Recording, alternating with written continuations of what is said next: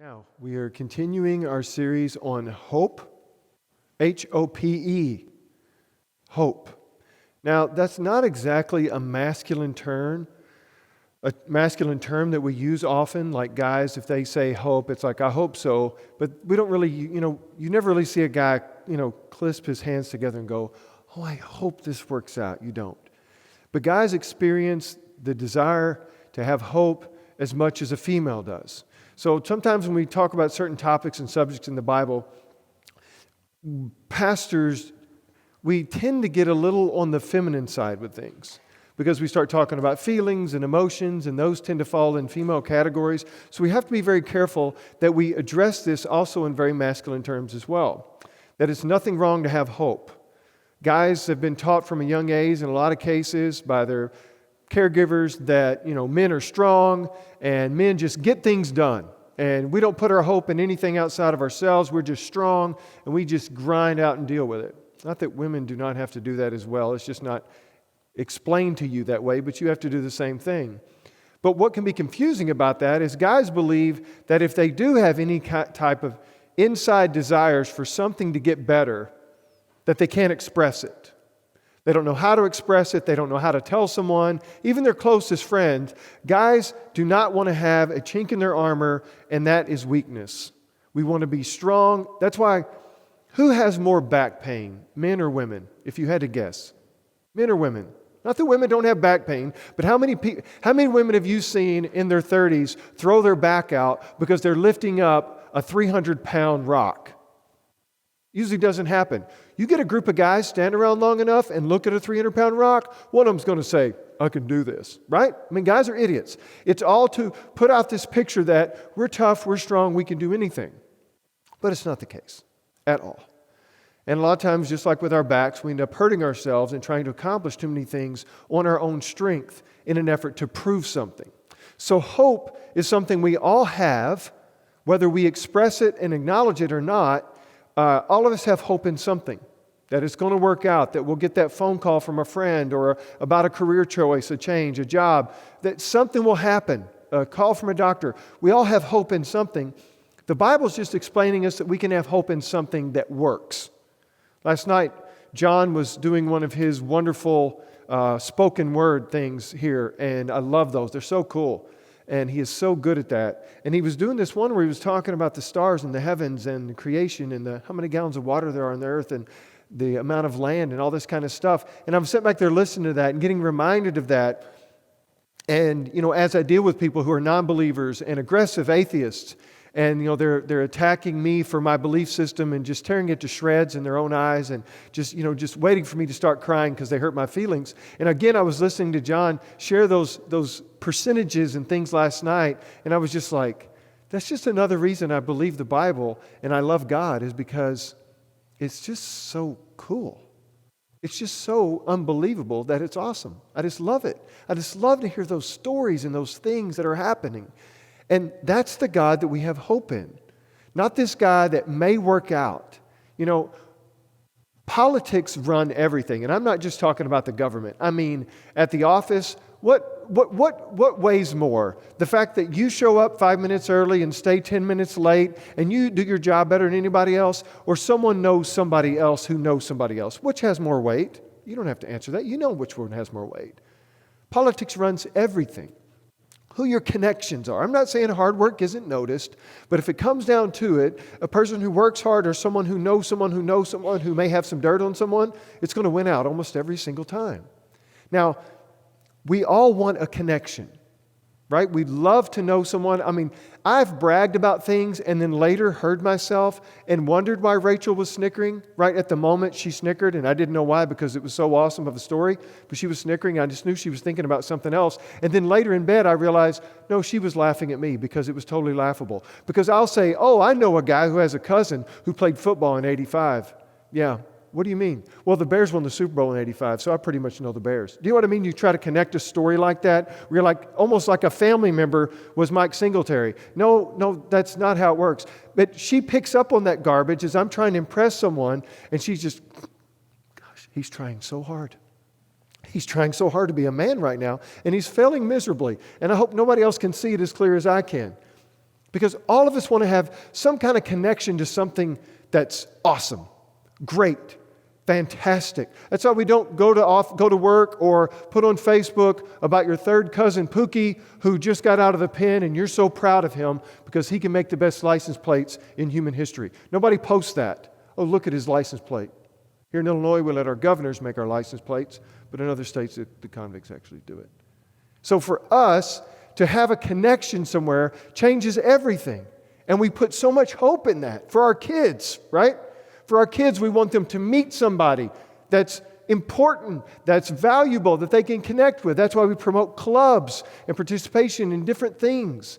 And it's because we want a connection. This is all that Paul is telling the people in Philippi. You have a connection. You have a connection with someone who's extremely important. And because of that, it should have a great effect on your life. This isn't just a heaven thing. This is a now thing. So I want you to hear some scripture and listen to this so that you can stand on it and have real hope. Real hope. As a parent, sometimes that's all I have. I cannot twist my kids' arms and force them to do things, especially after they walk out the door. I am completely living in hope for their own safety, for the person driving the other car. I mean, just all the variables that you can get lost in, the possibilities. Who they're going to meet and fall in love with, who they're going to marry, how that's going to end up. Is that person going to believe and trust in God? Is that person not? What are my grandkids going to be? I mean, all those things, you could just get lost in all the possibilities of how this could go tragically wrong. But that's what's different about the Christian message and the Christian gospel. This isn't just chemicals firing.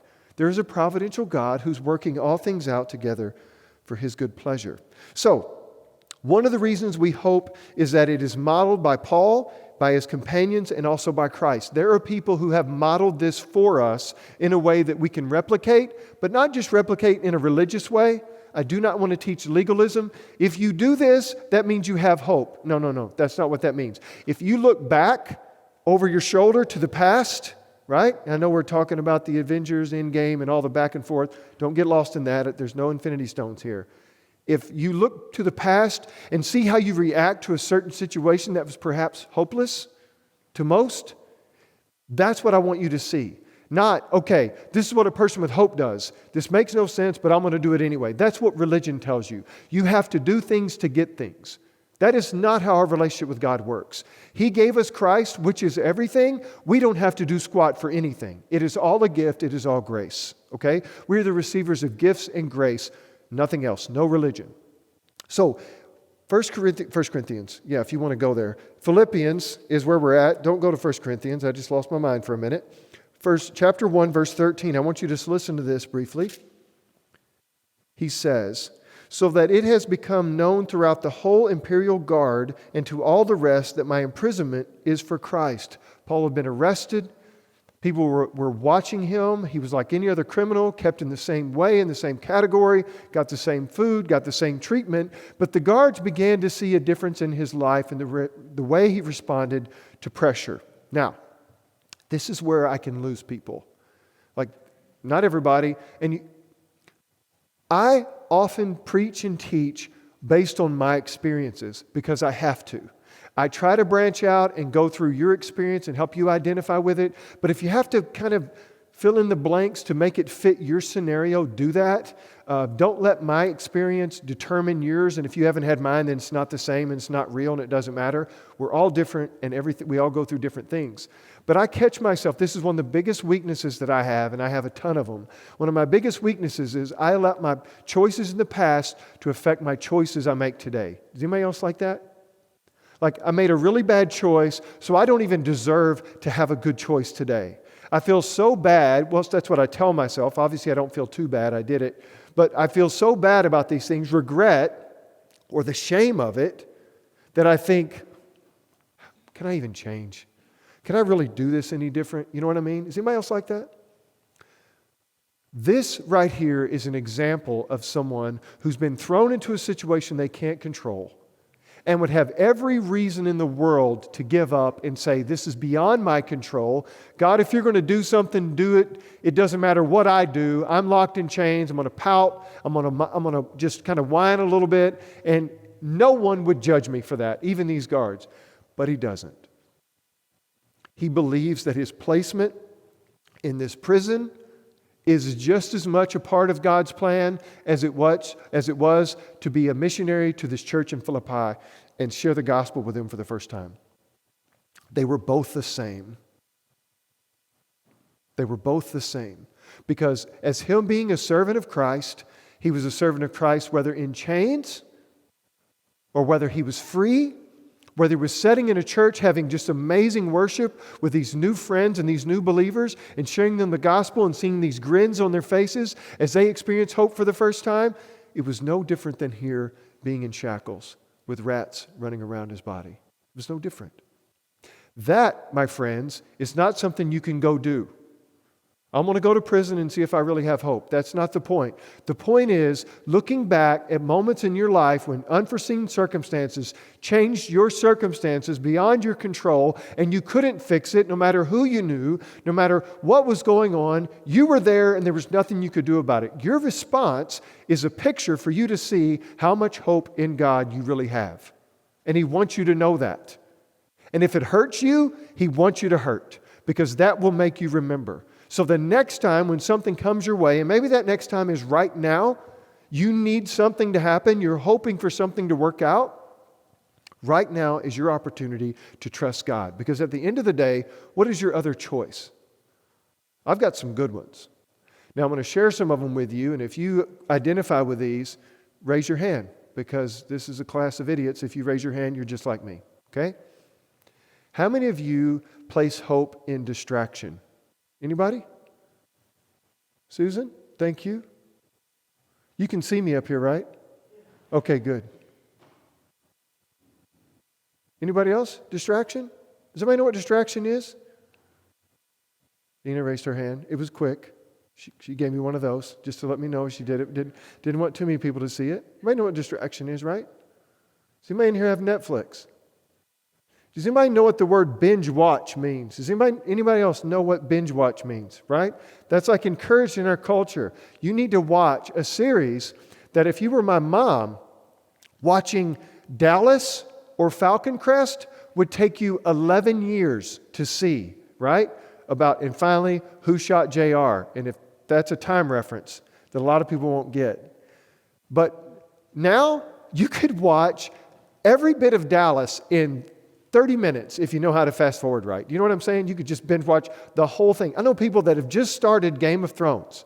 And are they in their 8th season, 7th season? I don't know. I'm not a GOT guy. I don't know. But I know a lot of people that are. Some people are like, oh, what's all the buzz about? And they're in like the 7th season already, and they just started on Monday. They're like just binge watching every night when we get home.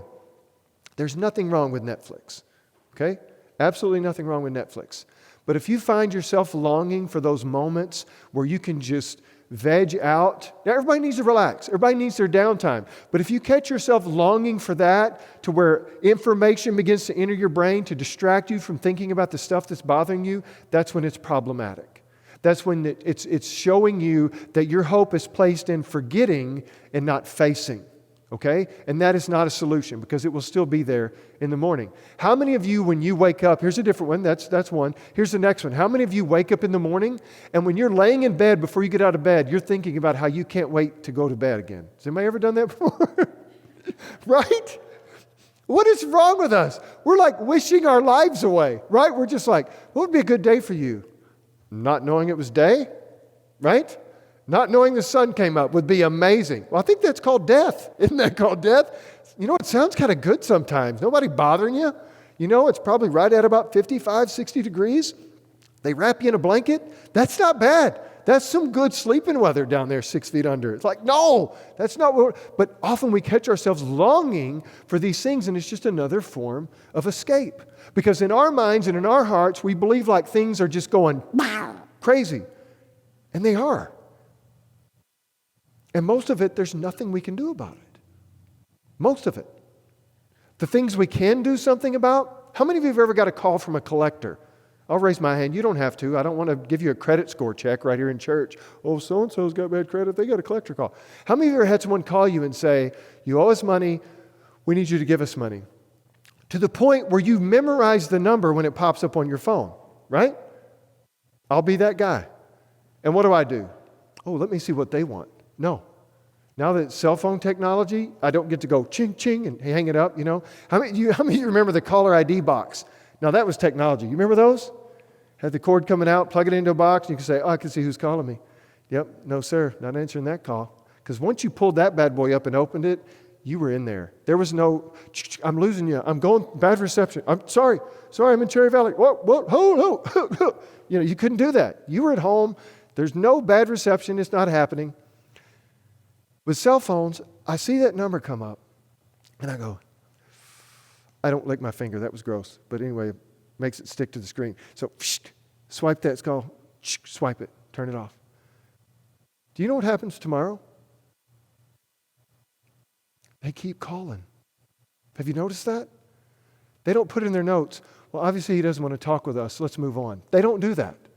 They say, let's call him 4 times tomorrow before lunch. That's how that works.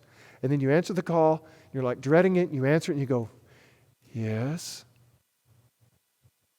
He doesn't live here anymore. Oh, it's a cell phone. My bad. Yeah, no, it's me. All right. Blah, blah, blah. Okay, yes. Okay, I'll work something out. I'll make something work. And then you hang up that phone, and you're like, why didn't I answer that earlier?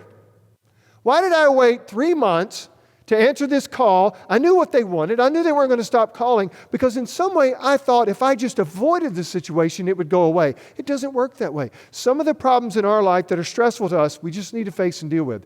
Things like what Paul is facing right now, this is not that.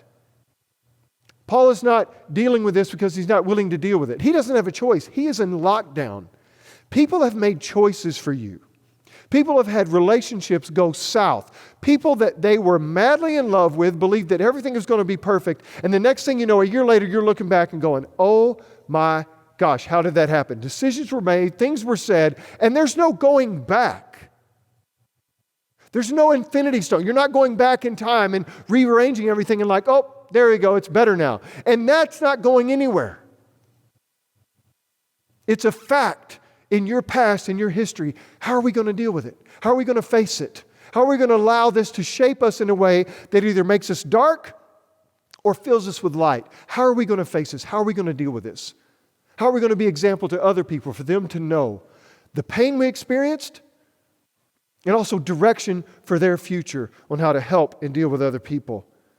His imprisonment was a big deal, changed everything. Yet here he is writing this letter to this church to encourage them. To encourage them. I'd probably be writing a letter on an escape plan.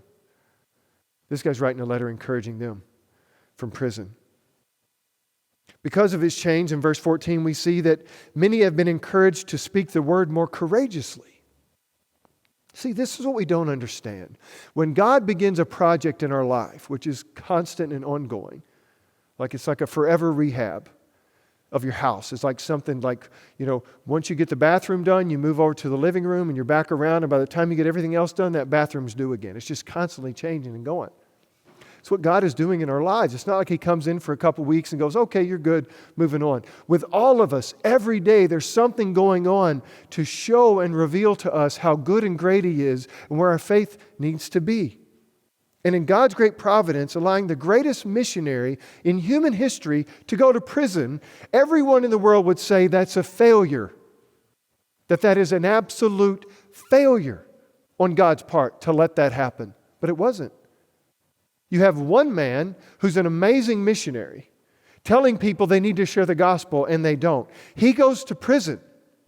He can't do it anymore. Instead of one missionary, now you have hundreds who have the courage to speak now because Paul took it that far.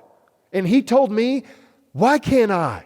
Why can I not follow in his steps? Listen, guys, when we reveal our hope to other people, it has a great effect on them. Male, female, child, it doesn't matter. When people see our hope, now let me ask you this, in the negative. Have you ever felt a situation where you're having a conversation and it gets a little negative. It could be about a baseball game. It could be about your job or your boss or anything like that. And one person begins to talk a little negative, and the next thing you know, what's happening? Oh, you're just spitting hope like crazy, aren't you? No, what tends to happen when someone's speaking like that? It begins to change us. The next thing you know, we're like, you know what, I think you're right. That guy's a jerk. That guy's a real piece of work. Next thing you know, we're thinking it. Next thing you know, we're saying it. And then a week later, guess what happens? We're the ones starting the conversation at the coffee counter, right? Yep, he still stinks, right? And he's like, whoa, when did that happen? When did I become that guy? When did I go from the guy who was here to receive messages and love from God of how His affirmation of my life and His providence in my life, to me all of a sudden becoming the guy who's starting the negative conversation? When did that happen? When did that happen? Because that's how it works. And if we're the people that are doing this, if we're the people that are sharing this hope honestly, because we do have hope, not some fake Christian smile, everything's great, pop, punch them in the face. I can't stand that. But the reality that it is good because God is good. And us being those people, it changes people's circumstances. Maybe not immediately, but it will.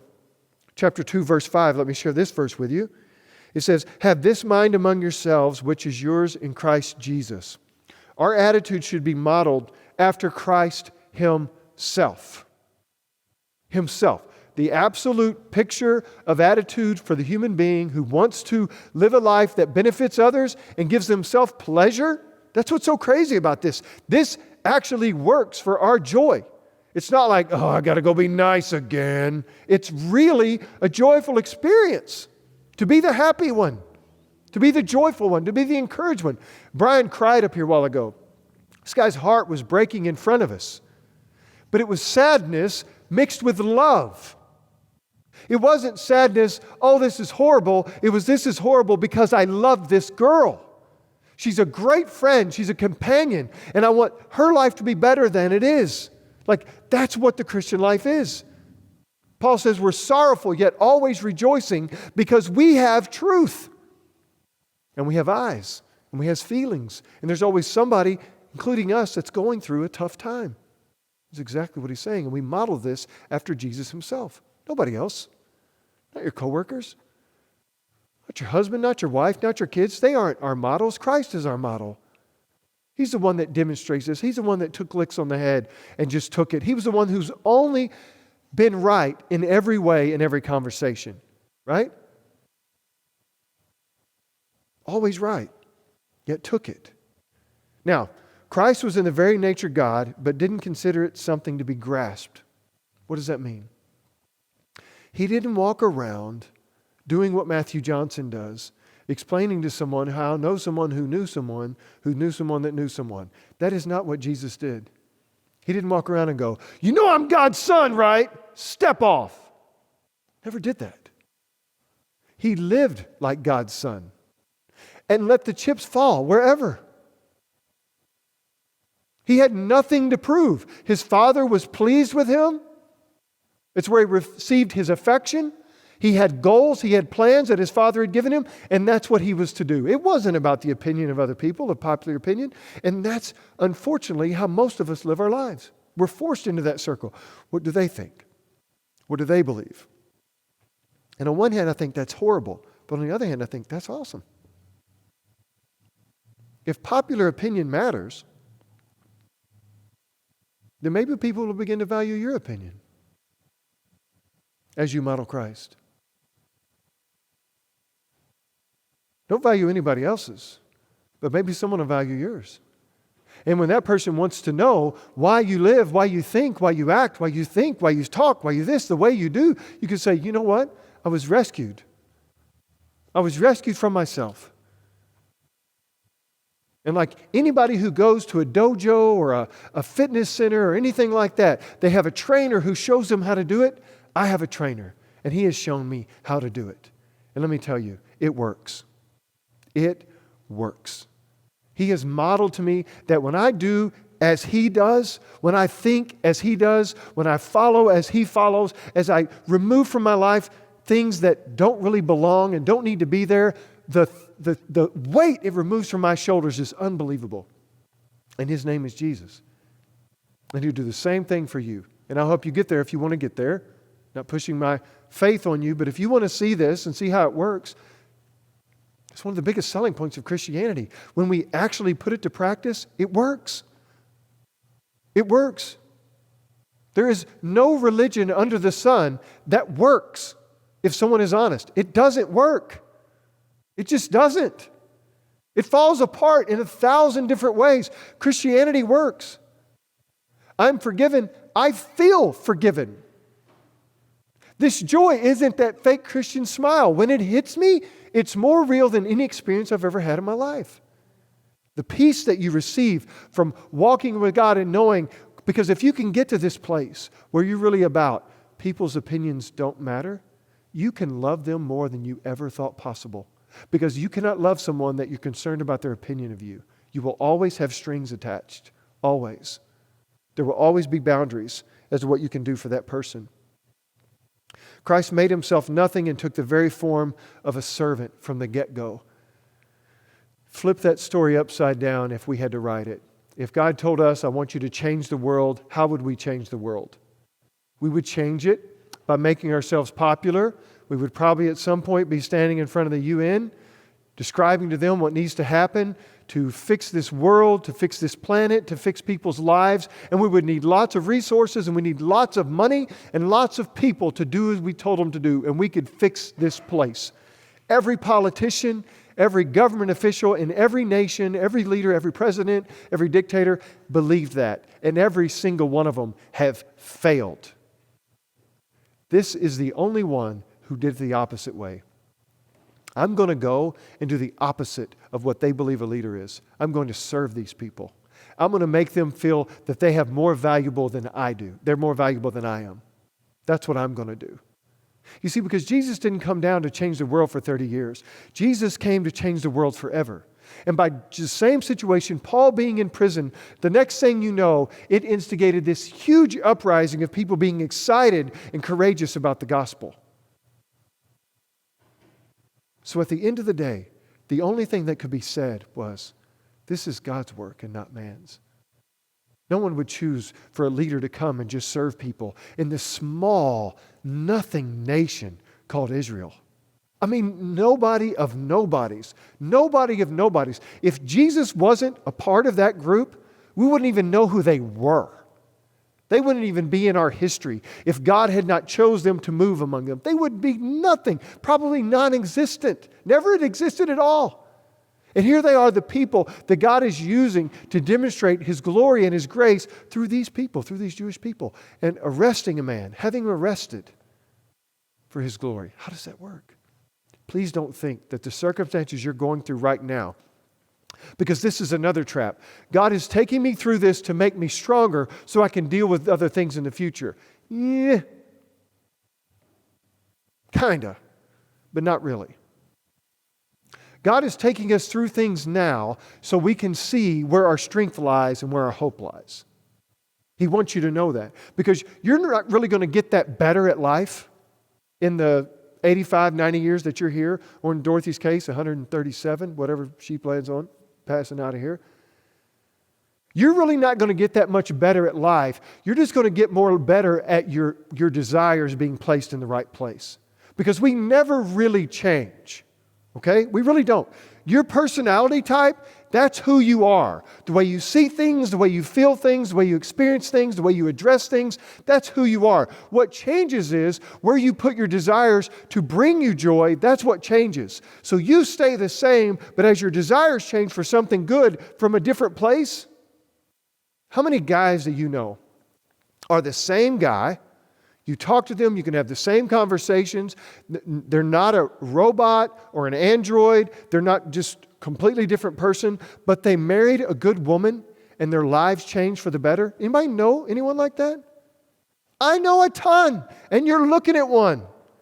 I'm still the same person I was when I met Rachel. The same guy, the same weirdo, the same quirks. But because now I have something that I desire, something that's great for me, because I have that, it's changed me in that way. It didn't make me not Matthew anymore. When God tells us through Paul to follow Christ and model Christ, it's in your unique nature to do that. This isn't some weirdo thing where you have to throw out everything that's you and all of a sudden you become this guy. You're still you.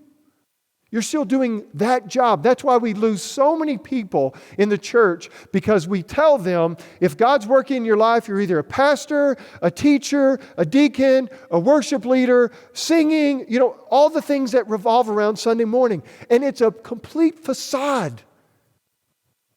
People that working in business, people that are secretaries, people that are police officers and firemen and all those different things, all of a sudden it's like, well, the real work happens here. Biggest lie ever told. This is a small percentage. Small percentage. I mean, minute percentage of your life and your relationship with God. What happens here on this Sunday morning event. But it becomes 98% of our spirituality when it's 2% of our reality. Paul is in prison. He's not preaching, and he's having more influence on anybody at any time than he's had up to this point. It's unbelievable. To think that a Jewish man in his 30s could die on a cross, be murdered, be butchered in front of a few hundred people, and have the impact that he's had on society, the impact that he's had on people's changed lives, people wanting to follow him by the millions. A nobody. Not a king. Not someone handing out these unbelievable rewards for their service. A nobody. A complete nobody. A backwards leader where millions of people want to follow him and be just like him. It says that Christ was made in the likeness of man, humbled himself and became obedient to death, even to death on the cross. I don't think as people, as Christians,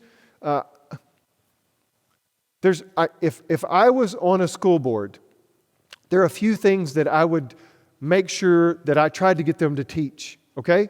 One of those is how to do your taxes. I would teach that. In accounting class, I would teach people how to do taxes, okay? That's one of them, because I'd like to know, right? 2, I would teach them about death, the reality of death.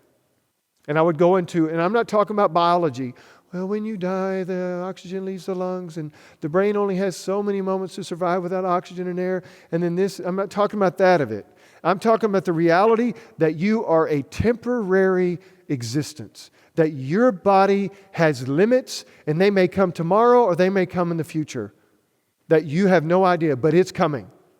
And I'm not talking about biblically. And because of that, have you met your God? I don't mean that. I mean the reality of death. Some of us have a really bad view of death. Most of us hope, back to another hope, this is the third one, we hope that we live a good life, everything works out, and then we die in our sleep with family around us. Right? Have you ever thought about that? I've said that. Right? The reality is, my death is going to be extremely painful and extremely hard on every person in my life. That's the reality of death. That's the reality of death. It is going to hurt. People die in their sleep all the time. Just talked to a guy the other day who's someone he loved. Father, grandfather, somebody died in their sleep. And I was like, that's awesome. That's great. But leading up to that death were probably months and weeks of pain. And people walking in the room to see their granddaddy or to see their dad or see their mom or whatever, and to see them and just their entire existence say, this is horrible. I've stood in hospital rooms with parents mourning with them, with children mourning, grandchildren mourning, standing there as the pastor, as the religious guy in the room, and watch the nurse come in and just ask a few questions, and the whole time I see her, she's squeezing his toe to see if there's any blood flow. Just wanting to know when we can call this.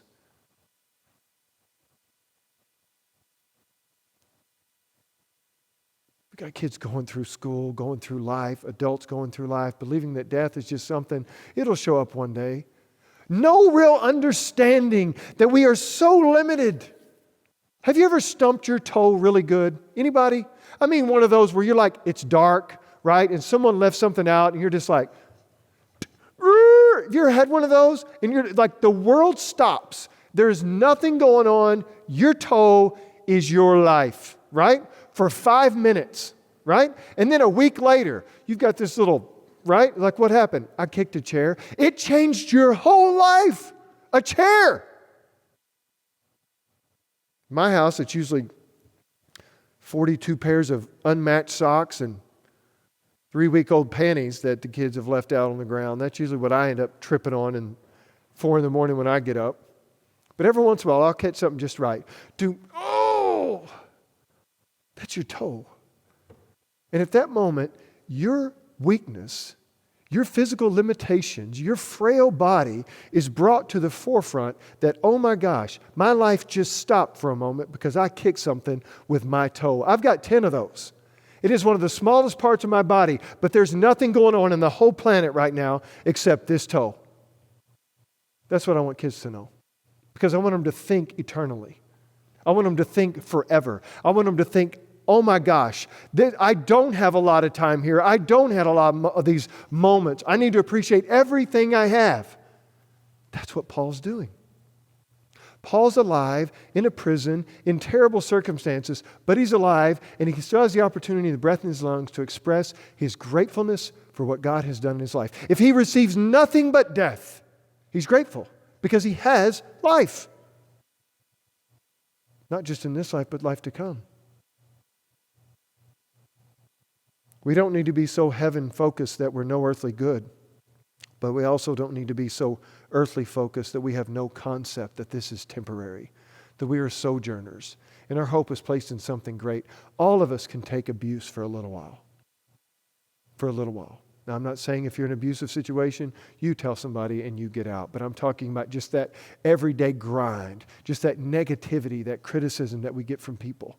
Just that constant kind of gnawing, this isn't working, this is hard, this is difficult. Being put out with this person being put out with you. Just those stressors. There's this man who walked from New York to Los Angeles as like a fundraiser type thing, he just wanted to do it.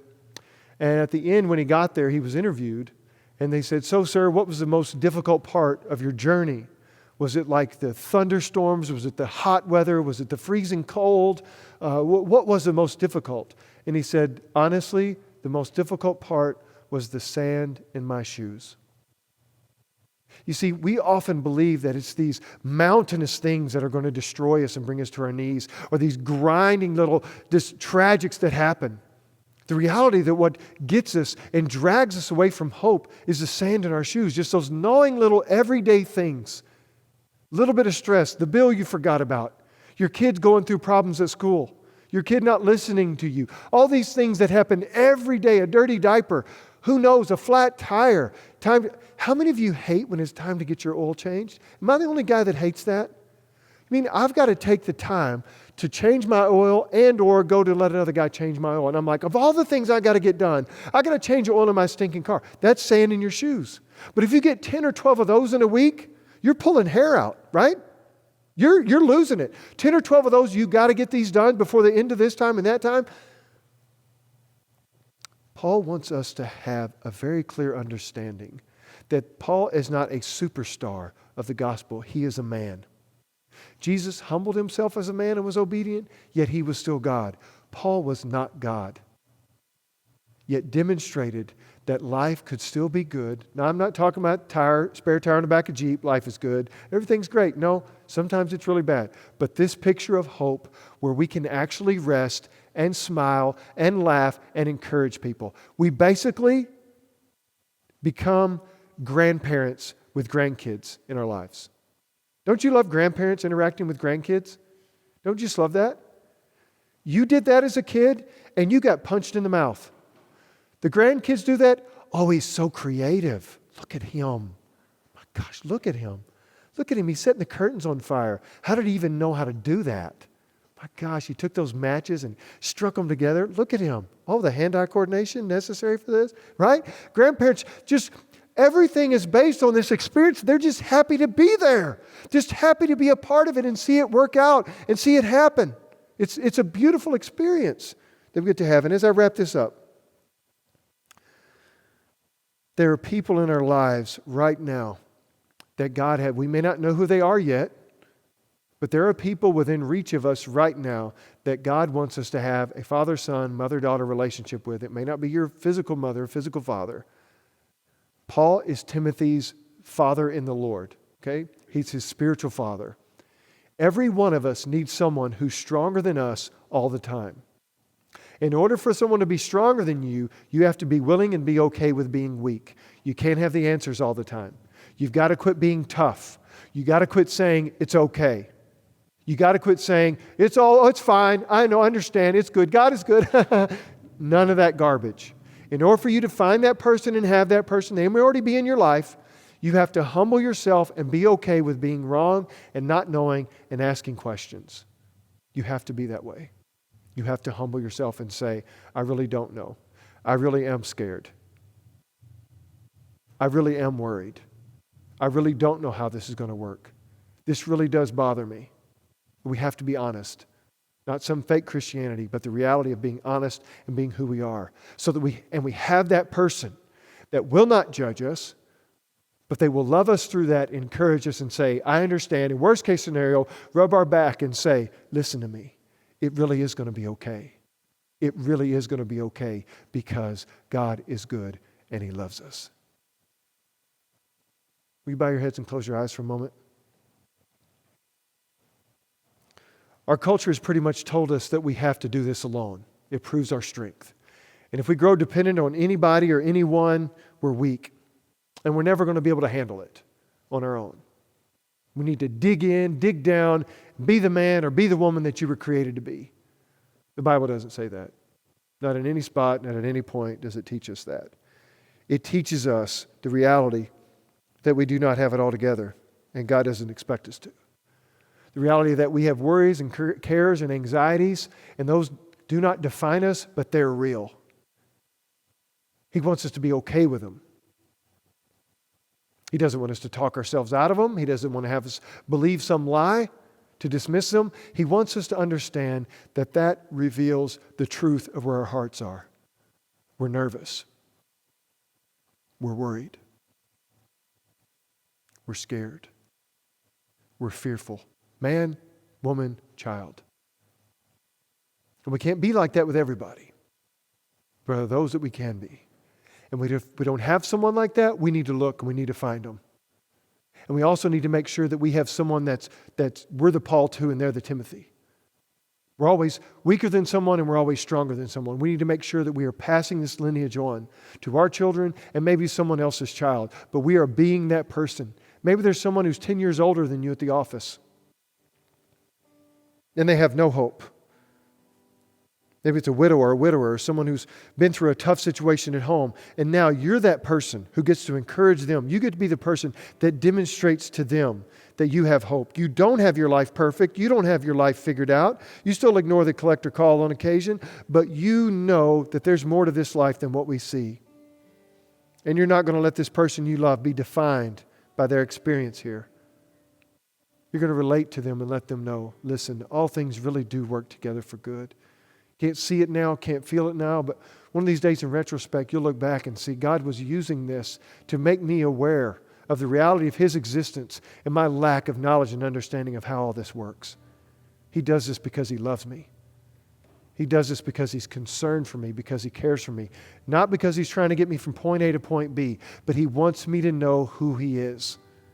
Not just by name, but by a deep, intimate relationship. And for us guys who are trying to be tough and lift 300-pound rocks, it's okay not to know.